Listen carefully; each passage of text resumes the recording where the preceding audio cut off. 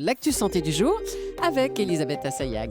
Demain, c'est la rentrée et le moment est venu de prendre soin de sa santé grâce au check-up recommandé notamment par l'assurance maladie. Les athlètes des Jeux Olympiques sont rentrés. Doivent-ils stopper les entraînements pour se reposer ? Nous avons posé la question à un médecin du sport.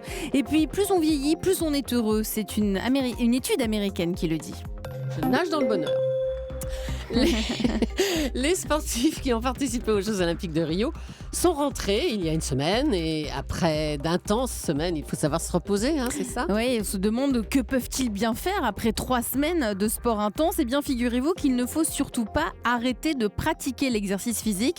Même si on est un athlète de haut niveau, le sport est fortement recommandé, mais à une moindre mesure. Écoutez les explications du docteur Bruno Cesbou, médecin du sport. Il ne faut jamais arrêter le sport. En revanche, on peut moduler son activité. C'est-à-dire qu'en rentrant d'une épreuve importante comme les Jeux Olympiques, et quand on est très fatigué parce qu'on a beaucoup donné, il va falloir maintenir une certaine activité physique, mais à un petit niveau. Au lieu de courir à 20 km/h, on va se contenter de s'entretenir en courant à 10-12 km/h. Mais surtout, il court moins vite, donc pour moins tirer sur la machine. Le déconditionnement est quelque chose qui arrive très très vite. Et ce qui va permettre de maintenir les fonctions essentielles du corps et de ne pas perdre tout l'avantage qu'on a pu tirer de l'entraînement. En 15 jours, on perd tout le bénéfice de l'entraînement précédent. Demain, c'est la rentrée, c'est donc le moment de penser à faire un check-up, le fameux check-up de septembre. Oui, c'est le moment de vérifier son état de santé. D'ailleurs, l'assurance maladie nous le conseille fortement et sur son site, on peut y lire les démarches indispensables pour passer un bon automne et garder le bénéfice des vacances. Il faut se coucher à heure fixe, surtout que les enfants en ce moment vont avoir besoin de dormir entre 10 et 13 heures par nuit. 13 heures par nuit. Ouais. C'est énorme, mais il faut pour pouvoir se concentrer à l'école. Il faut manger équilibré, idéalement 5 portions de légumes et de fruits par jour.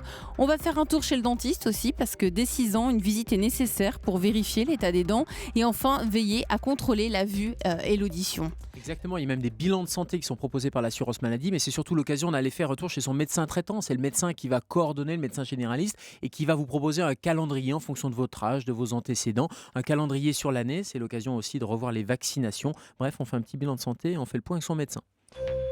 Plus on vieillit, plus on est heureux. C'est vous qui le dites, ça, Elisabeth ? Je le pense, mais en tout cas, c'est une étude américaine qui l'affirme. Quand on est senior, on n'a peut-être pas la santé de nos 20 ans, mais une étude américaine nous informe que les seniors ont un meilleur bien-être psychologique. 1500 hommes et femmes qui vivent en Californie ont été interrogés, des personnes âgées de 20 à 99 ans. Alors que les jeunes adultes de 20 à 30 ans présentent des niveaux de stress ainsi que des symptômes d'anxiété, de dépression, les seniors, eux, présentent un réel bien-être psychologique. 100% des participants âgés de plus de 55 ans ont affirmé se sentir plus à l'aise dans leur vie, plus heureux, année après année, décennie après décennie. Les chercheurs en ont déduit que le bien-être pourrait se dessiner en forme de U, c'est-à-dire qu'il décline à partir de 20 ans et à environ 45-55 ans. Ça remonte la jambe du U, là. On remonte. Ouais. On voit bien la courbe statistique, là, mais ça s'appelle la sagesse, non ? C'est ça ? Peut-être bien, mais c'est surtout, moi, je trouve le facteur Californie là, qui est déclenchant. Parce que être à la retraite en Californie, c'est cool, Raoul, franchement. Ça peut rendre heureux quand même. C'est vrai, mais en même temps, comme dit Gérald, la sagesse, l'expérience de la vie joue peut-être un rôle sur la façon dont on appréhende les événements. Et les liens corps-esprit sont extrêmement importants, mais c'est vrai que l'effet Californie, c'est quoi ? C'est l'effet catégorie socio-professionnelle, catégorie socio-économique. Il y a le côté soleil et il y a le côté revenu qui joue bien sûr, et ça on sait que ça a des impacts sur la santé, positivement. Autre chose, si vous aimez le café, c'est sûrement lié à vos gènes. C'est un lien étonnant révélé dans une étude publiée sur le Daily Mail. Pour parvenir à ces conclusions, des chercheurs ont étudié l'ADN de 3000 buveurs de café.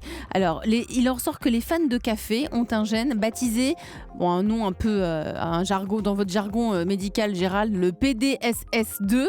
C'est la variation de ce gène qui dicterait la consommation de café.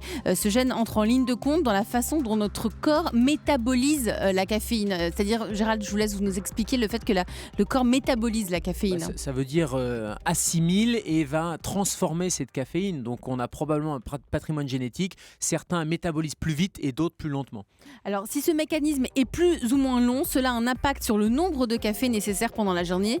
Si la caféine reste longtemps dans le corps, cela réduit l'envie de prendre une nouvelle tasse de café parce que les effets positifs de cette caféine durent plus longtemps, se sent moins fatigué et davantage en éveil. Alors attention, dans tous les cas, certaines doses de café ne doivent pas être dépassées. D'ailleurs, l'Agence européenne pour la sécurité des aliments recommande de ne pas prendre plus d'une dose de 400 mg par jour. Ça correspond à environ 4 tasses. Pour vous donner une idée, un expresso compte déjà de 70 à 100 mg de caféine. Et pour les femmes enceintes, la dose est réduite à 2 tasses maximum. Il y a énormément d'études qui sont soit dans un sens, soit dans l'autre. Mais globalement, la caféine, ça serait plutôt protecteur à condition que ça soit à dose modérée. Et je pense à tous les sodas qui contiennent aussi de la caféine. Donc attention à l'accumulation de cette caféine. Et ça protégerait le cerveau, donc la maladie de Parkinson, la maladie d'Alzheimer. Et ça aura un vrai effet cardiovasculaire protecteur également. Mais pas trop, toujours en santé avec modération. Bon, Gérald va être jaloux, mais il y a quelqu'un qui nous fait coucou. What else? What else? La voix de radio qu'il a, celui-là. Merci, George. Il n'y a pas que la voix de radio. Oui, il y a le physique de radio aussi. Allez, on continue dans un instant. Ah bah non, on a oublié le chiffre du jour. J'ai oublié le chiffre du jour, c'est 20. Il y a moins de 20% nouveaux cas de démence à partir de l'âge de 70 ans. C'est une bonne nouvelle. La maladie d'Alzheimer recule discrètement d'après un neurologue et un épidémiologiste. Et il y a 2 raisons à ce déclin.